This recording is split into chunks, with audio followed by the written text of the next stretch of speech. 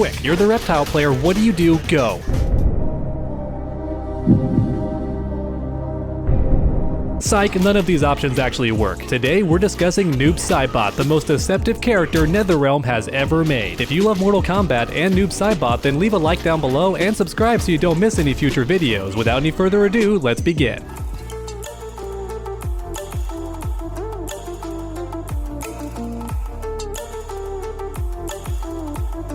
The Boosteroid cloud gaming platform has officially launched in the USA. With 6 data centers covering the entire USA territory, Boosteroid.com is ready to provide high-quality cross-device gaming services, allowing you to play your favorite games on any device with browsing capabilities. It doesn't matter if you have a 10-year-old laptop or a brand new Apple device. You can now enjoy the benefits of cloud gaming at 1080p and 60 frames per second. Boosteroid is also providing smartphone apps for both Android and iOS, and it does come with a dedicated app for Android TVs. Enjoy titles like GTA 5, Call of Duty, FIFA, Need for Speed, and much more, without the need to download anything at all. Join the cloud gaming revolution today at Boosteroid.com and get the most out of your devices. No more need for hardware upgrades, save your money and time. Check out Boosteroid.com today. One of my favorite aspects of Noob Saibot in the NetherRealm games is his ability to clone himself. I find it so cool and unique, and it's honestly the most iconic thing going for him in recent games. And here's the thing, if you could clone yourself, what's the one thing you would do? Play keep away, baby. You can throw out clones all day long and don't take any damage when the clones are hit. Yeah, I'm gonna play keep away all day if I have Noob Saibot's powers. You see, that's Noob Saibot's #1 game plan. He throws out projectiles constantly to knock you down, hit you in your legs, all that awesome stuff, and constantly keep you at bay, whittling your health down little by little until you eventually get frustrated and he catches you for a full combo. And his combo damage ain't that crazy, but trust me, that's not a big deal and you'll see why soon enough. First up, let's talk about the projectiles. We have the Running Man.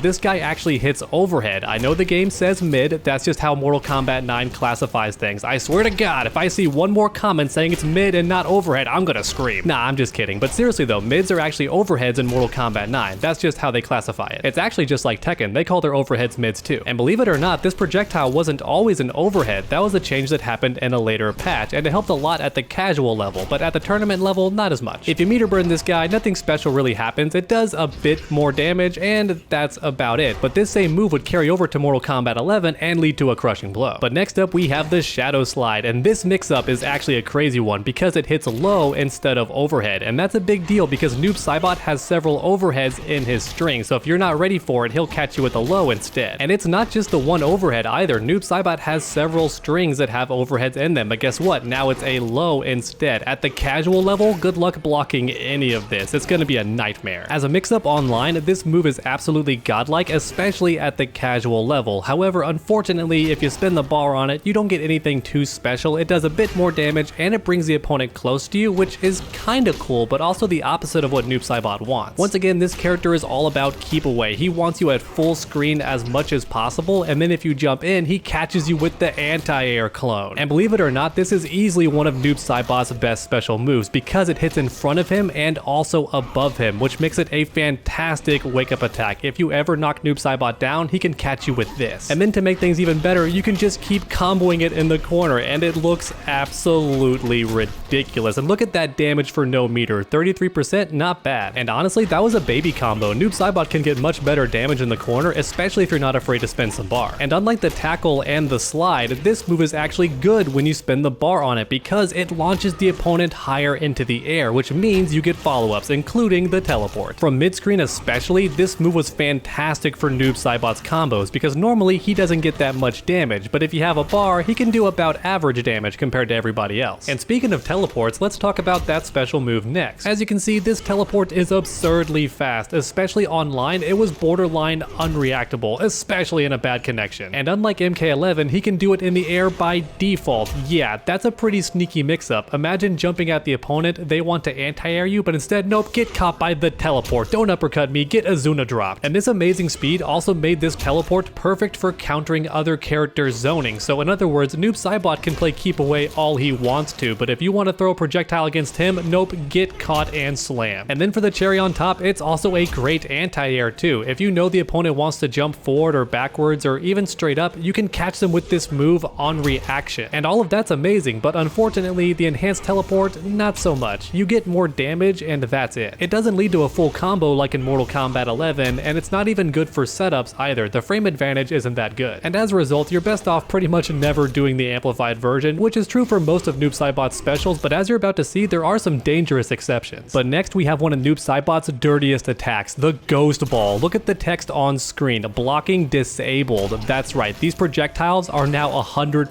unblockable. What's worse than dealing with constant projectiles? Not being able to block any of them. Now you have to jump or teleport something, and guess what? Anti-air clone. This is great for anyone who gets scared and tries to jump to avoid the projectiles. And keep in mind, comboing into this Ghost Ball is not hard, especially in the corner, but even from mid-screen, it's as easy as one string into Ghost Ball, and now they can't block anything. And does that include X-rays? You bet your butt it includes X-rays, and look how fast that move is. Just imagine fighting Noob Saibot and then being hit with this move when he has full bar. You're gonna be terrified of this X-ray, and keep in mind it comes out faster if you're further away from him, which is usually where you are because this character is the master of keep away. And then for the cherry on top, check this out. He runs away at the end of the X-ray, which means you're full screen again for even more zoning. So not only does this character have projectiles for days, not only can he disable your block, but even his X-ray puts you back at full screen again for even more zoning. And I almost forgot about the enhanced version. This also confuses your controls. So down is now up, forward is now backwards, and all the attack buttons are mixed up too. And you guessed it, you still can't block. It's completely disabled. So on top of that, you also can't press any of the buttons you want, and the directions are all messed up. If you're low on life and Noob Saibot catches you with this, it's pretty much over. There's no way you're avoiding all this keep away with the messed up controls and your buttons being all wrong. Alright, but no more messing around. Now it's time to tell you the craziest thing about Noob Saibot. Everything up until now has been child's play. Keep away, that's kind of annoying, you know, whatever. Full screen X-ray, a projectile that takes away block, that's pretty crazy, but nothing I've mentioned so far compares to this next nonsense. Because now it's time to talk about the portals. I am so sad these didn't come back for Mortal Kombat 11. You see them during his throws and his X-ray and his fatalities, and that's it. It's no longer a special move, and I'm so sad about that. Because these portals are the best thing about Noob Saibot in Mortal Kombat 9, especially once you master the setups. As you likely noticed already, these portals are 100%